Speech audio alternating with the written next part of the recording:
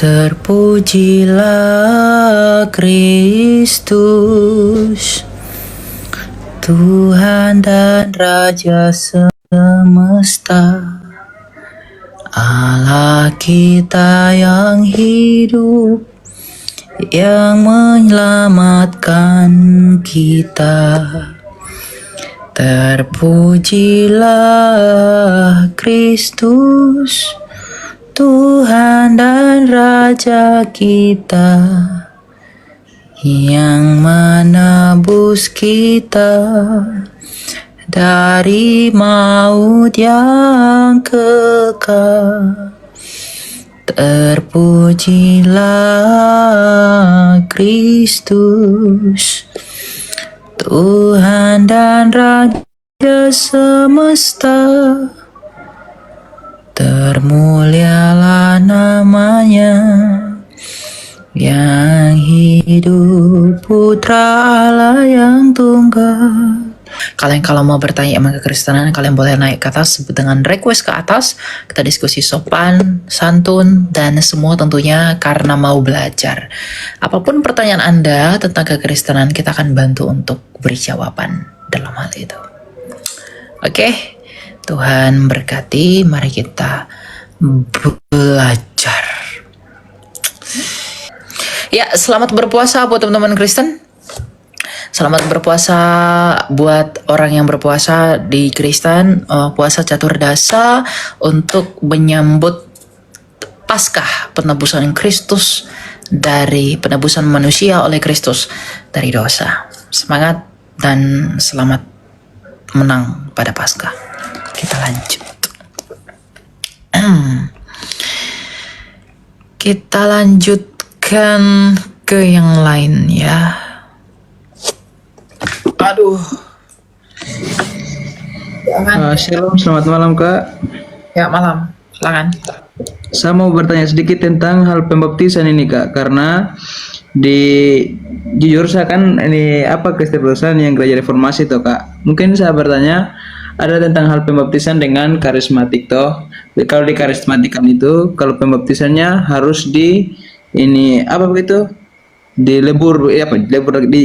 tenggelamkan begitu, baru di kita yang reformasi dipakai percikan air. Maksudnya yang gimana ini yang baptisnya yang benar? Saya bingung, jadi gimana itu? Dua-duanya benar, mau selam, percik atau tuang itu benar. Hanya saja harus di dalam satu nama Bapa dan Anak dan Roh Kudus. Itu ada dalam kitab Didakhe 7 yang adalah kitab praktiknya iman para rasuli. Nanti kamu baca. Jadi ketiganya benar. Tapi kemarin juga kan ada kawan bersaudaraku dari gereja reformasi, dia mau pindah di Betel, tapi dia baptis ulang. Saya bingung, kenapa bisa baptis ulang begini? Saya bilang harusnya enggak boleh, jangan. Tapi kalau terlanjur ya. Oh ya, terima kasih ya Kak. Tuhan Yesus memberkati. Ya, Tuhan memberkati. Gitu ya. Berhati-hatilah.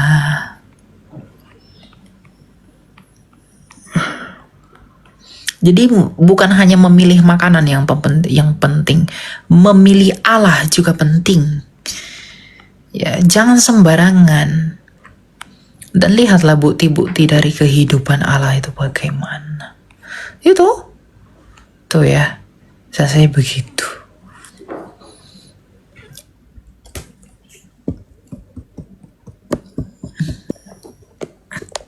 Anak-anak aja tahu setiap yang bernyawa mati.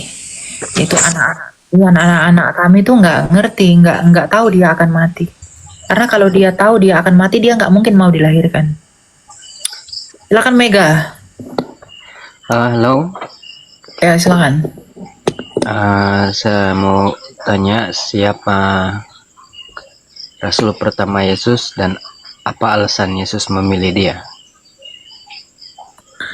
Rasul pertamanya Yesus itu Petrus dengan semua muridnya yang lain. Kan semuanya sama-sama ditabiskan ke-12 rasul itu. Tidak, yang pertama kali dia pilih.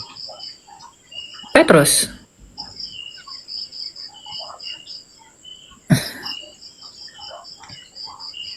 Lalu Yakin. apa? Iya, jadi menurutmu siapa?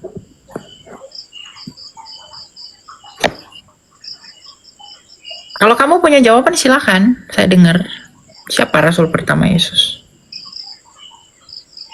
Oke lah. Kalau Petrus rasul pertama, apa alasan Yesus memilih Petrus? Karena dia beriman, kan ketika di Kaisarea Filipi kan, anak Yesus Petrus berkata, menurutmu siapakah aku ini?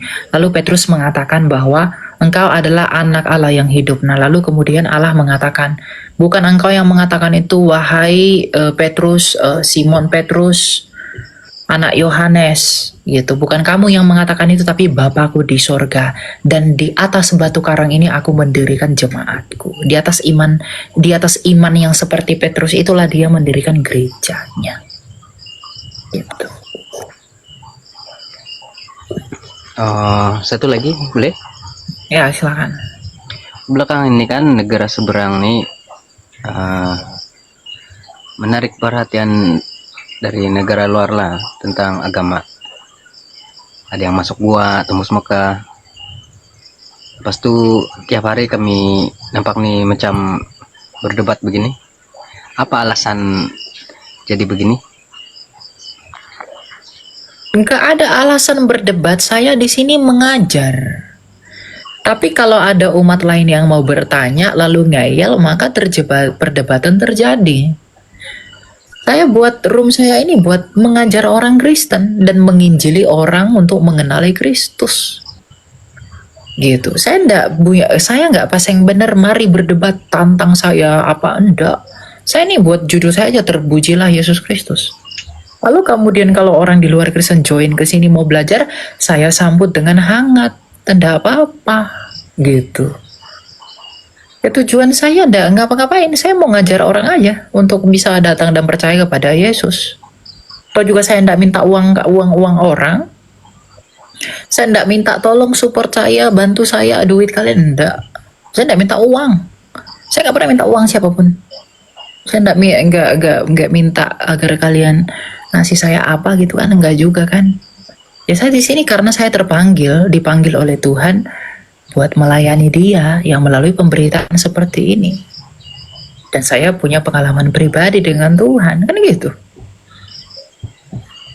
Ya saya tidak salah dong, saya punya hak juga kan. Ya kalau Anda tidak suka atau siapapun nggak suka, ya Anda usah dengerin saya. Atau saya ngajar sesat begitu, ya Anda usah dengerin saya, tinggalkan saya. Apa yang saya ucapkan itu ya Anda saring. Apa yang saya ajarkan itu Anda selidiki lagi lebih dalam. Kan itu. Saya tidak pernah paksa perspektif. Tapi kalau kamu tanya saya, ya inilah yang saya pelajari. Kan gitu. Wong sampai sekarang saya juga masih belajar. Jadi ya saya ada sebagai orang yang apa ya saya katakan ya. Yang tergerak. Saya lihat ya, kita lihat Rasul Paulus ya. Kita lihat apa perkataan Rasul Paulus tentang, ya saya menuri Rasul saya aja, Rasul Paulus. Ya.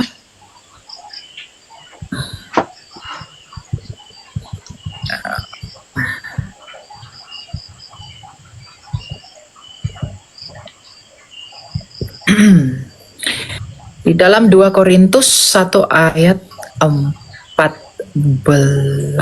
Oh, bukan ya.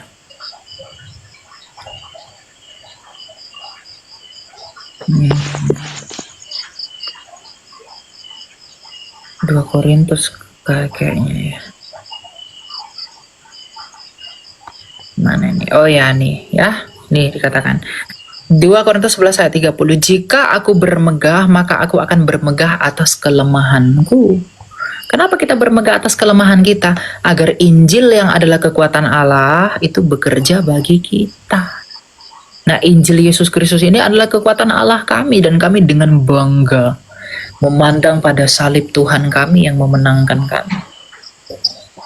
Jadi ya saya ingin saya nggak mau menikmati karya keselamatan Tuhan ini sendirian. Saya mau bagikan kepada orang yang masih dalam kegelapan tentang kabar sukacita yang datang dari Allah.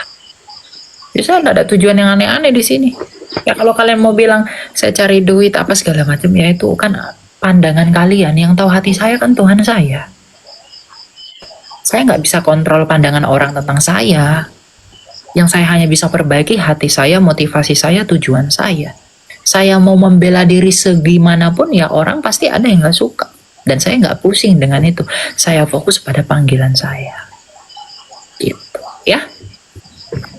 Tapi kan Elia, saya mau bertanya, kenapa ada yang suruh saya turun? Ya soalnya banyak yang mau naik Pak. Ya gantian ya. Kalau udah Oke. ya bertanya ya. Oke. Oke, thank you ya. Oh thank you. Gitulah kira-kira. Ya, silakan Kenzo. Halo Kak Elia, aku mau nanya nih. Ya, silakan. Jadi aku tuh dulu sempat dibaptis.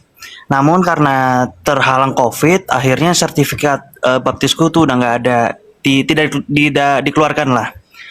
Nah, kalau di gereja baru ini, apakah itu gimana ya? Apakah aku harus baptis ulang atau gimana? Karena kan yang aku tahu baptis ulang itu kan tidak boleh ya, atau tidak ada. Itu gimana nih? Ya minta aja ke tempat kamu dibaptis dulu. Di mana? Gerejanya itu udah nggak ada sekarang Kak Elia. Nggak ada. Iya, sudah tutup. Oh, ya itu kan cuma sebatas dokumen aja. Kamu bilang aja ke gereja kamu saya udah dibaptis gitu. Nanti mereka akan lakuin prosedur untuk itu. Nah, Ya. takutnya apakah gerejanya itu pasti bakal minta bukti ya? Padahal buktinya itu juga nggak ada sih, dari foto ataupun apa itu nggak ada juga sih. Ya nggak apa-apa, kamu yakin aja, bilang aja kalau saya udah dibaptis. Gitu. Tapi nanti mungkin kalau dalam pernikahan apa segala macem itu pasti dibutuhkan. Kamu konsultasi aja dengan gereja ya. Itu semua gereja tuh ada aturannya. Kamu ikuti aja ya. Oke, berarti kalau baptis itu nggak bisa 2 kali ya? Iya, baptis yang benar tuh nggak boleh 2 kali diulang-ulang. 2 kali, 3 kali pun nggak boleh. Gitu.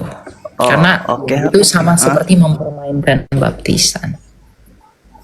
Oke, aku mau nanya itu aja sih. Karena masih bingung juga nih, surat baptisan nggak keluar soalnya. Iya ya. Oke ya. Oke, thank you Kak Elia. Yo.